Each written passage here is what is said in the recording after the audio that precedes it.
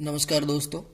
आज का हमारा टॉपिक रहेगा कि एक्सटिंग्यूशर, CO2 एक्सटिंग्यूशर और कार्ट्रिज का कैलकुलेशन कैसे करते हैं।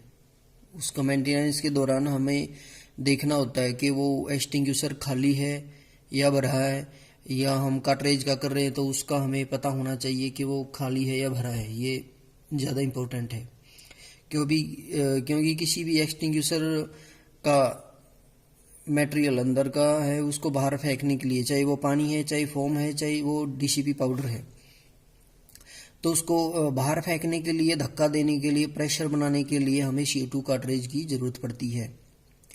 तो अब उसका कैलकुलेशन हम कैसे निकालेंगे, इसके बारे में हम बात करेंगे। तो कुछ लोगों को डाउट रहता है कि क्योंकि यह कहीं पे उसका फुल वेट लिखा मिल जाता है तो उसका MPT वेट नहीं मिलता। ऐसा एक्सटिंग्यूशर पे ज़्यादा होता है, कार्ट्रिज पे नहीं। अभी मैं वो आपको प्रैक्टिकली दिखाऊंगा कि उसको कैसे कैलकुलेट करते हैं हम। तो अभी मैं आपको दिखा दूं, ये जो आप देख रहे हैं फुल वेट, ये देखिए फुल वेट 470 है। ये जो कार्ट्रिज है इसका वेट 60 ग्राम है। अब आप यहाँ पे देखेंगे, अब हमें इसका कैलकुलेशन करना है कि ये खाली है या भरा है। तो सबसे पहले हमें उसका फुल वेट पता होना चाहिए और फिर उसका MPT वेट पता होना चाहिए। अब ये टायर वेट है, तो कुछ लोग क्या है कि उसमें कंफ्यूज हो जाते हैं कि ये टायर वेट का क्या मतलब है, ग्रोस वेट का ये क्या मतलब है। तो उसके बारे में मैं आपको भी समझाऊंगा। तो फुल वेट में से हम टायर वेट को घटा देंगे। अगर फुल वेट 470 है, आप देख रहे हैं यहाँ पे लिखा हुआ है 470 470, और इसका टायर वेट है 410 410, यानी हमें फुल वेट से टायर वेट को घटाना है। तो 470 में से 410 को घटाएंगे तो 60 ग्राम बच जाएगा। वो 60 ग्राम क्या है, वो 60 ग्राम इसके अंदर भरे हुए CO2 गैस, जो गैस का मटेरियल है, जो ओनली गैस है, उसके बारे में बताता है कि इसके जो बीच का जो डिस्टेंस है वो 60 ग्राम है। तो वो जो 60 है वो 60 ग्राम इस गैस की वॉल्यूम को बताता है, गैस के वेट को बताता है कि इसके अंदर इतनी गैस है। और इसके अलावा 2 वर्ड और लिखे होते हैं, मैं वो भी आपको दिखा देता हूं। अब ये देखिएगा, कहीं पे क्या होता है कि फुल वेट और टायर वेट लिखा होता है। कुछ लोगों ने पढ़ लिया कि फुल वेट में से टायर वेट घटा दिया और जो वो आएगा वो यहाँ पे उसका नेट वेट हो जाएगा। अब जैसे मैंने यहाँ पे आपको बताया था, इस कार्ट्रिज का फुल वेट है वो है 470 और उसका टायर वेट है वो है 410। और अब इसमें से माइनस करने के बाद बचता है 60। तो ये 60 क्या है, उसके अंदर भरी हुई गैस की मात्रा को दर्शाता है कि वो 60 ग्राम है। अब कहीं पे आ जाता है कि ये चीज सब लिखा नहीं होता, ग्रोस वेट लिख दिया और MPT वेट लिख दिया, और बाद में जो हम कैलकुलेट करते हैं तो वो नेट वेट आ जाता है। तो कई बार हम कंफ्यूज हो जाते हैं, यार हमने तो फुल वेट पढ़ा था और टायर तो ग्रोस मिले, इनमें कंफ्यूजन रहता। तो वो मैं आपको क्लियर कर दूं कि ग्रोस वेट उसका फुल वेट होता है और टायर वेट है वो उसका MPT वेट होता है, और नेट वेट है वो दोनों में सेम ही रहेगा।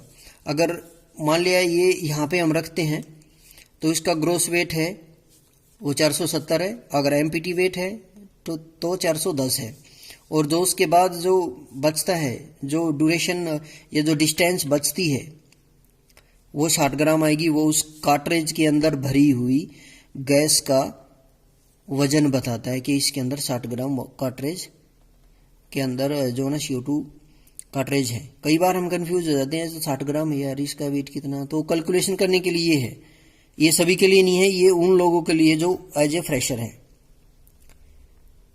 जो ऑलरेडी जॉब कर रहे हैं उनको तो पता रहता है, और कई बार फिर भी कंफ्यूजन आ जाती है कि यार ये कौन सा वेट है। ये तो मैं उन लोगों के लिए मैंने ये वीडियो बनाई है। कुछ लोगों को ये वीडियो देखने से लगा होगा यार ये क्या बना दिया, ये तो बिल्कुल इजी चीज़ है।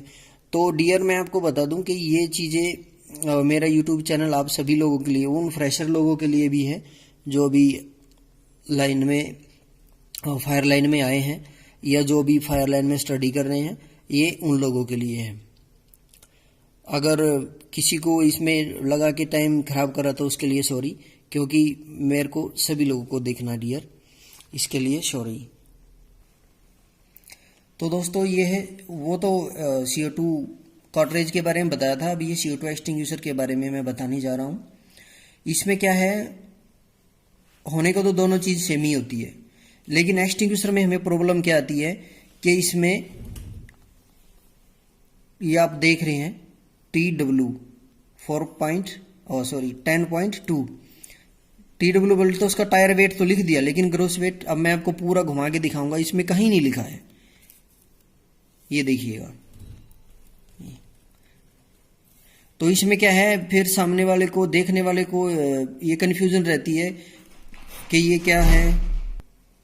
तो इसमें देखिएगा आप कहीं पे नहीं लिखा है, अब आदमी कंफ्यूज हो जाता है कि भाई ये क्या लिख दिया, और तो ढूंढते ही रहते हैं। तो आप लोगों को बता दूं, अगर इसमें खाली टायर वेट भी लिखा है तो भी हम एक्सटिंग्विशर का पता लगा सकते हैं कि खाली है या भरा है। और हमारा जो NFPA स्टैंडर्ड है वो ये बोलता है कि इसके अंदर जितनी गैस भरी है, अगर वो उसका 10% लेस हो जाता है तो हम एक्सटिंग्विशर को रिजेक्ट कर देते, वो हमारे यूजलेस हो जाता, हमारे लिए वो यूजेबल नहीं है। तो अब इसका आप देख सकते हैं, मैंने आपको उधर बताया भी था टायर वेट और ग्रोस वेट, MPT वेट का। तो आप क्या करेंगे इसका पता लगाने के लिए, TW यानी टायर वेट 10.2 है, 10.2 है। तो अब एक्सटिंग्विशर का हमें पता होना चाहिए कि वो एक्सटिंग्विशर है वो कितने kg का है। तो ये क्या है, ये 4.5 kg का एक्सटिंग्विशर है, आप देख सकते हैं ये 4.5 kg का एक्सटिंग्विशर है। अब इसमें क्या है कि ये जो 10.2 है इसमें हम 4.5 को प्लस कर देंगे, और प्लस करने के बाद जो भी हमारा वॉल्यूम आएगा, जो कैलकुलेशन आएगा, वो एक्सटिंग्विशर का ग्रोस वेट आ जाएगा या उसका फुल वेट आ जाएगा। अब इसमें देखने की एक बात और भी होती है, ये जो आप देख रहे हैं इसमें एक डिस्चार्ज ट्यूब डलती है यहाँ पे, और ये हैंडल लगा हुआ है। अब ये जो इसके ऊपर वेट है वो हैंडल और डिस्चार्ज ट्यूब है उसको हटा करके होते हैं, वो इनमें इंक्लूड नहीं होती है। कई बार कंफ्यूज हो जाता है भाई इसमें तो ये, तो आपको बता दूं जो कैलकुलेशन होता है, ये हैंडल भी उसमें उतारा हुआ होता है, और ये डिस्चार्ज ट्यूब यहाँ पे लगती है, हॉर्न है, वो इनमें इंक्लूड नहीं होता है। ये ज़्यादा इंपॉर्टेंट है जानने के लिए। ओनली ये एक्सटिंग्विशर, ना तो ये हैंडल रहेगा, ना डिस्चार्ज ट्यूब रहेगी, ना और हॉर्न रहेगा। ये जो उसके बाद जो कैलकुलेशन आता है वही एक्सटिंग्विशर का एक्चुअल कैलकुलेशन होता है।